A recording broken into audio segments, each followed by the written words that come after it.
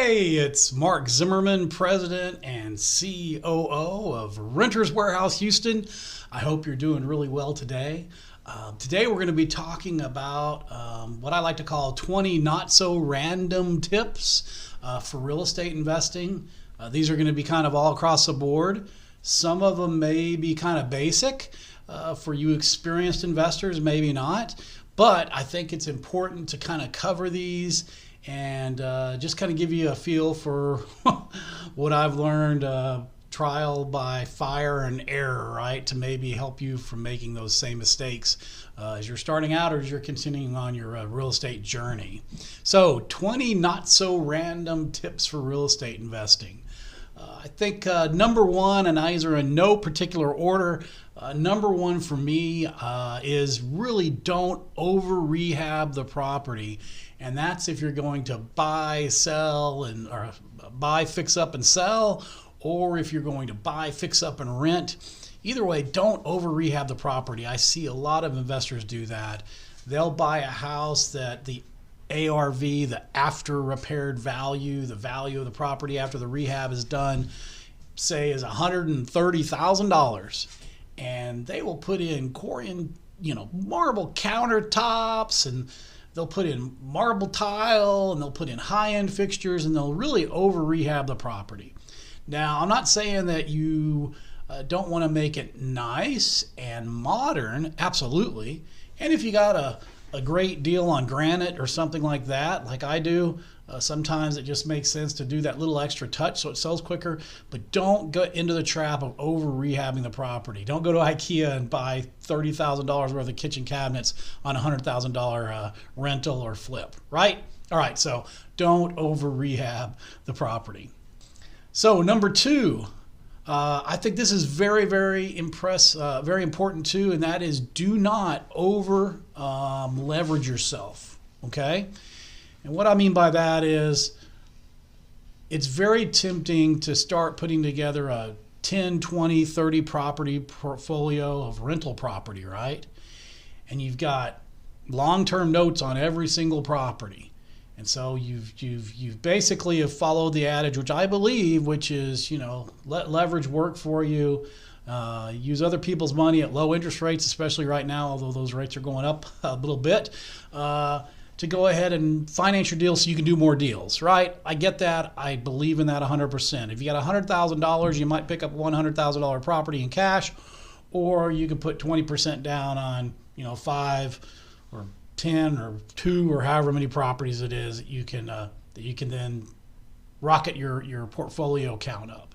However, what you might want to think about is having some of your long-term rental properties mortgaged on long-term notes, either 15 or 30 year, depending on what your flavor is, or and then also have some of your rental properties that you've paid for in cash, or you've paid off from cash flow or cash out refis on your other properties. So that way you have some properties that you own free and clear, some properties that you have mortgaged. That way you're not completely 100% over leveraged if something happens. I've been in that position before and it sucks. So just thinking of something to think about. Don't over leverage yourself with your mortgages. So number three, I think you ought to really think about looking into single family rental property. Single family means the 1 to 4 doors, right? A quadplex, a triplex, a duplex, or just a single family. That's what the definition of single family is, at least in Texas. And I would look into that. I believe that just a single family home, a standalone home, is a really safe bet if you want to become a landlord. Most people want to live in a home. It's true. They may never be able to buy a home, but they certainly would like to at least rent a home. They like having a yard and having a standalone home that they can live in. And so it's really a safe bet.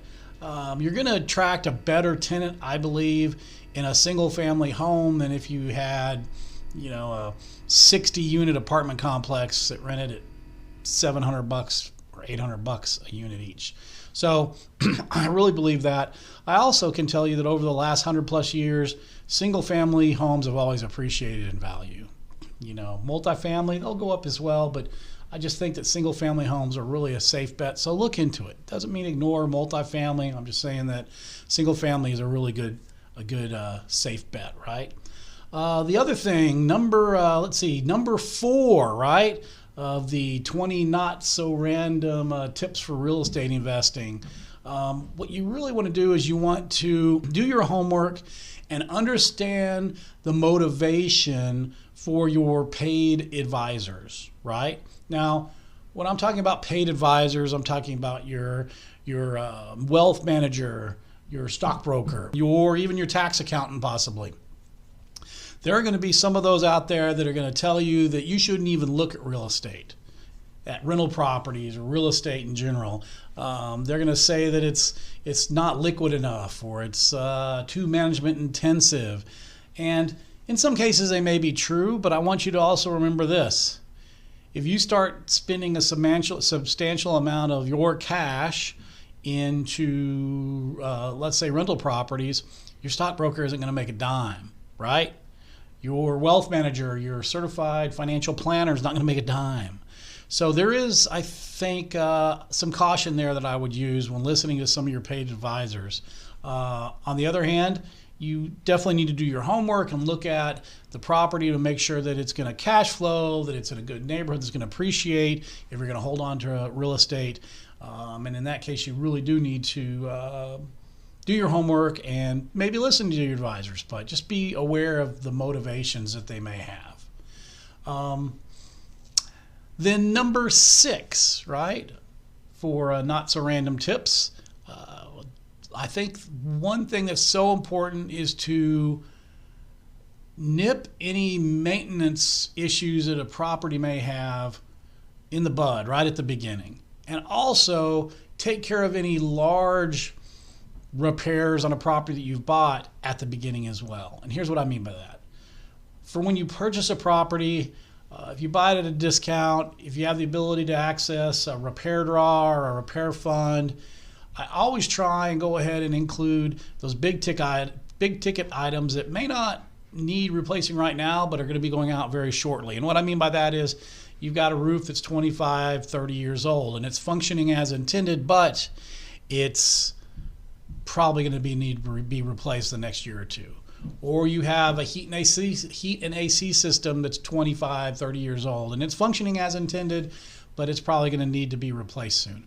Go ahead and bite the bullet and replace those big ticket items on that property, especially if you can fund them through your repair draw or repair loan. So that way you don't have to worry about them and pay for them out of pocket a couple years from now, especially if it's a rental property. And the maintenance issues, nipping those in the bud, are very important too. I always suggest going ahead and writing into your lease that you are going to do just a property condition walkthrough at maybe 6 months into the lease or 12 months in the lease. So I do it either biannually or annually. And that way, if you do spot a leaking sink, you can replace it right then. If you do spot any other issue with the house, you can replace it right then before it gets worse. Because a leaky sink today can turn into, mold and carpet and cabinet replacement down the road, which is a lot more expensive. A lot of times, believe it or not, tenants will hesitate to put in repair tickets, right, for stuff like this, even though you think they would, but they won't for whatever reason. There's lots of reasons why they do that. So I would absolutely recommend doing a walkthrough on your rental properties to also deal with any of those maintenance issues early before they become worse. Let's see, how about not so random tip number 6? I think we're on 6. Join a local networking group, right? I almost said the last one. So join a local networking group. There are tons of free get-togethers, networking events, training sessions in the real estate industry in your town, I promise you. Maybe not if you live in a little tiny small town, but there's also a ton of it online. For us in Houston, we have one of the largest monthly real estate networking events in the state, and it's free to attend. You learn something, but even more importantly, you meet a ton of people. And these are people that can educate you, that can mentor you. There are vendors that can help you with any type of repairs that you may need, that understand real estate investing. So there's a lot of reasons to join, a local networking group or to attend local networking events for real estate. So that's number 6. Make sure you do that. So, tip number 7 on some not so random tips for real estate investing. Do, as I kind of said on the networking side, build a team. I've talked about this in some other videos that we've put on here. But you do definitely need to build your team, right? You want to leverage the experts and build your team. If you can build your team before you start building your real estate empire and purchasing real estate, you're going to be so much further ahead in the game. And the team could be lots of folks, right? It could be your lender, both short-term and long-term, to help you with the takedown on the purchase of that property. It could be your tax accountant to make sure that you're doing the right things. It could be your tax attorney if you have questions on documentation. It could be a title company that can help you close quickly. It could be a real estate, a realtor, a real estate agent that's going to be able to help you to find deals. There's just so many people that you'll want to put on your team. So build your team and then leverage them, right? They're experts in each one of their fields. Instead of trying to rebuild the wheel, surround yourself with great people that know more than you, and you will succeed, I promise you. What's the old adage? If you're the smartest person in the room, you need to go find a new room. And I agree with that 1,000%. So leveraging the experts, building your team.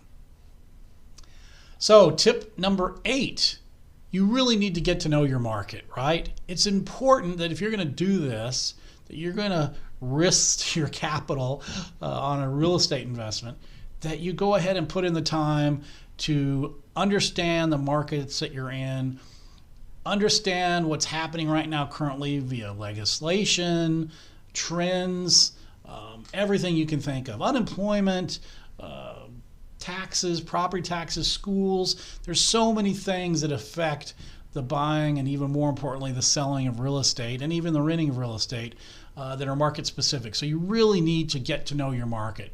So become an expert on it. Constantly keep up to date with news, with trends, with things that are happening, and you're going to be a lot more successful rather than just going blindly into some place that you don't even know anything about.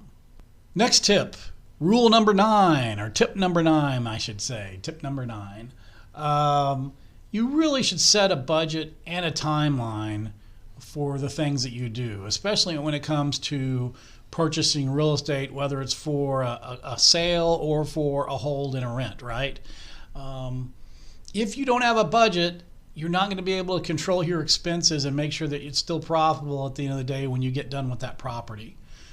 You also should have a timeline. I usually have a partnership discussion with my contractor that's on the job to get the house ready to rent or ready to sell. And we talk about together how long we think that it might take to get the work done, not including any weather issues.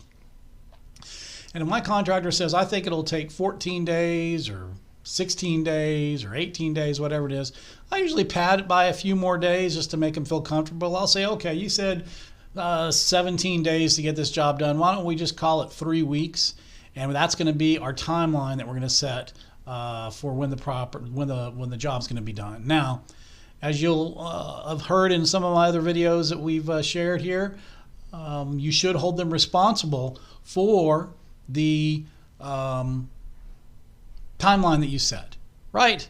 And so in my contractor agreements, it's $150 fine per day for every day they go over the agreed upon time frame to finish.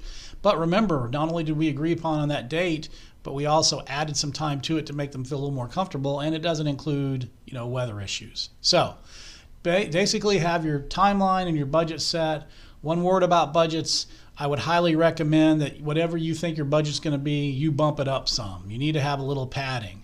You know how when you are going to carpet a house, they'll always add 10% for overage. You probably ought to add a certain amount, whether it's 10%, 25%, 50%, some type of extra in your budget for reserves.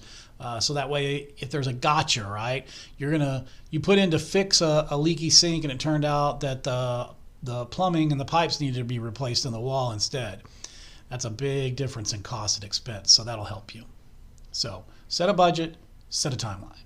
So not so random tip number 10, you really do need to have a rainy day fund. I preach this all the time. If your house, your rental property, let's say, is cash flowing $400 a month above and beyond all of your expenses, I usually take about half of that and I throw it into my rainy day rental repair fund, is what I call it. And it's funny because that's my 4R bank account that I throw it in, and I just don't even pretend that it's there. Because if I'm putting a couple $100 in every month on a rental property or more, that way when a hot water heater goes out in a year or two that I have to spend $1,200 to replace, then I have that money available in my rainy day rental fund account, right? Rainy day rental repair fund. So I would absolutely have a rainy day fund for you for when things come up like that. Rule number 11, I've said this in another video that I shot for you guys, and that is you need to treat your investments like a business. Sometimes people get into real estate investing as a hobby or a side gig, or just because they want to do it because they think it sounds fun. And that's all great and good. But if you really want to make some money in this and you really want to be secure and make sure you don't lose your butt on a property, you've got to treat your investments like a business. And how do we run a business? In a business, we're going to plan, we're going to forecast, we're going to execute, we're going to see how well we executed. We're going to manage the whole process. We're going to look at where we're at any step during the process just to make sure that we're on point.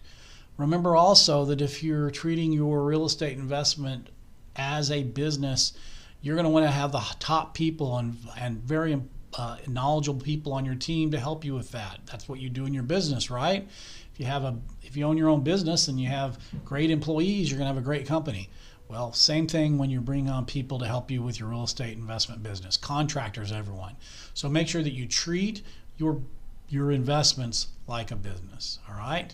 Now, not so random tip number 12 that I would suggest, and that is if you can't beat the price, right, you might want to look at trying to beat the terms of that offer. And here's what I mean by that. There's going to be a lot of times when someone might come in higher than you or what you're willing to pay for the property. But that doesn't mean you can't still get the deal. You can do a whole bunch of different things. You can tell the seller that you're willing to close at their title company rather than yours to make them feel like they've got a little more control. You can shorten the inspection period as well. Time is money to a seller, so that's a really nice thing to do. You can give them more earnest money deposit or more option money. That makes them feel good, especially the option money that goes right in their pocket, not to the title company. You can tell them that you can close earlier. That's a big one, and if you can close in 4 or 5, 6 days because you're closing in cash or using a short-term hard money lender to be able to close quickly, that's also a big, big motivator where people will take that lower price. You can also limit the need for an appraisal maybe. So there's a lot of things you can do that are not price, but will also help you to take down that property and beat somebody that might come in a little bit higher than you. So that's important.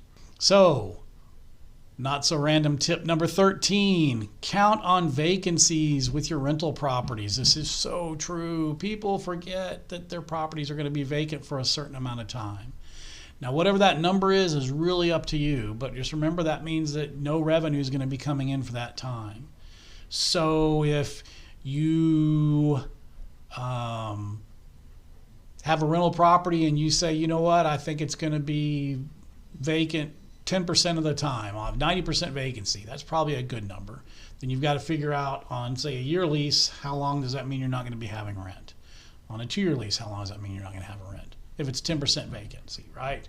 But you can put a number with that, and you really need to figure that in when you're doing your calculations, so that way you can make sure that your numbers, right, for yield and everything else are correct. But don't forget to count on vacancies and to put a percent or a number of months in there when you're doing that, when you're doing your analysis. That's very important. So, not so random tip number 14. As your portfolio grows, and what I mean by that is as you add more and more rental properties to your portfolio, stop trying to do it all, right? When we first started holding rental properties, we were mowing the yards ourselves. We were literally managing the property ourselves. We were going by and collecting rent ourselves. We were doing minor repairs ourselves. we tried to do everything that we could ourselves to save money. And that's fine if you got a couple properties, 1 or 2 rental properties, but there's going to come a time when you're going to hopefully have so many that it just makes more sense to outsource this to other people, to maybe a good property management company. Hint, hint, I know one of those. But here's what people don't do. Go ahead and figure in the expense of having someone manage your rental property when you do your profit and loss calculations on that property before you buy it. Because if you do that, then down the road when it's time to actually engage with the property management company to have that help, you'll already have that cost figured into your analysis, and you'll still yield what you thought you were going to yield when you bought the property. So very, very important. Don't try and do it all. We looked at it this way. We could go and mow yards on our rental properties and spend a whole day doing that, or we could spend a whole day finding another property that we could buy, fix up, and sell and make an extra $20,000, $30,000. So what is the smart play there for your time? Mowing a yard or going and find another property is going to make you tens of thousands of dollars in net profit. So just think about it. Very important. Number 15, know your tax laws. Tax laws are constantly changing. There are things that you can depreciate, but even more so that you can expense today that you couldn't have expensed later on. So by doing that, knowing the tax laws and making sure that you're up to date on all the new tax laws, that's going to allow you to make more money on your property or pay less taxes on your properties. And it's important to know not just your federal stuff, but there's going to be tax laws that are state related, possibly, definitely county, city. So know those in addition to knowing what forms you need and everything else. And that's where your team member, that tax accountant, right, that can help you out to know those laws as well, but you should educate yourself too. All right? So know your tax laws for where your property is located. Number 16 of the not so random tips for real estate investing.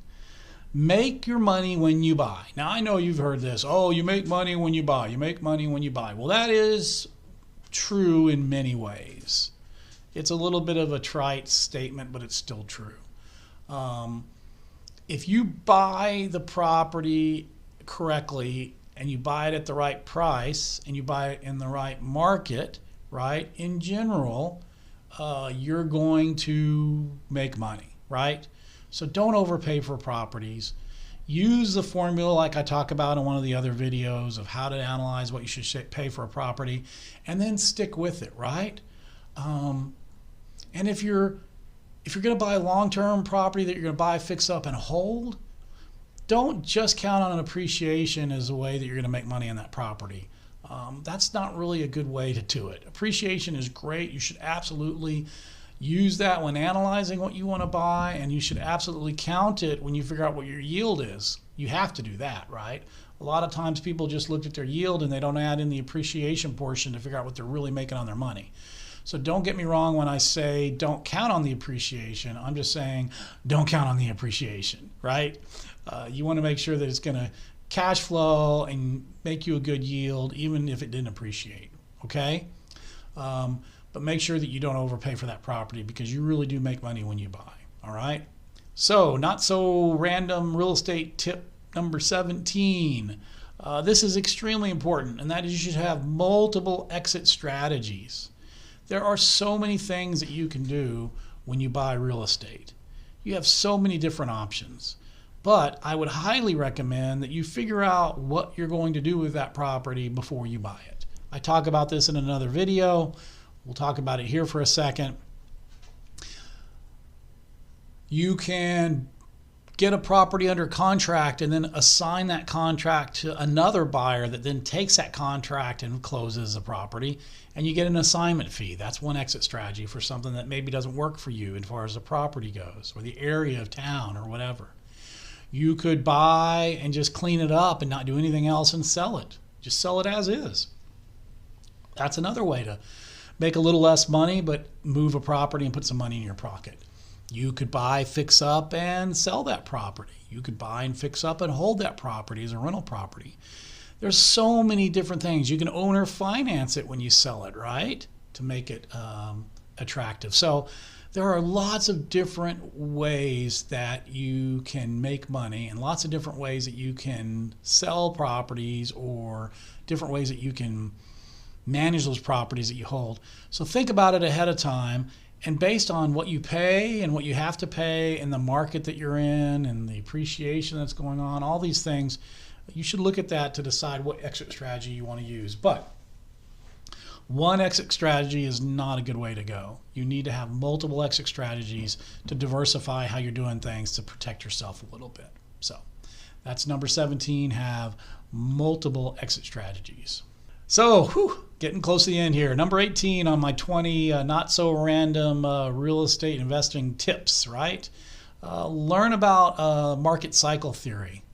You can go ahead and Google that, right? But basically, the real estate market does have a cycle to it.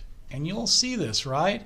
You're going to see it start to turn. Some people say, oh, there's a crash every 10 years or something like that. I'm not saying anything so drastic or extreme, but I will say that we have gone into recessions and recovered, and the economy's always done that. So you want to really try and buy your whole properties, especially when the market's maybe down, right? When we're in a recession, or maybe we're at the early part of the recovery of a recession, that's the best time to buy real estate, especially to hold. And then when we get to a peak where it's definitely a seller's market and prices are really high, that might be the time you might want to sell. I don't know, or just hold on to your property, know that it's appreciating even greater. So just learn about market cycle theory and use that to guide you when you're thinking about purchasing and thinking about selling your real estate.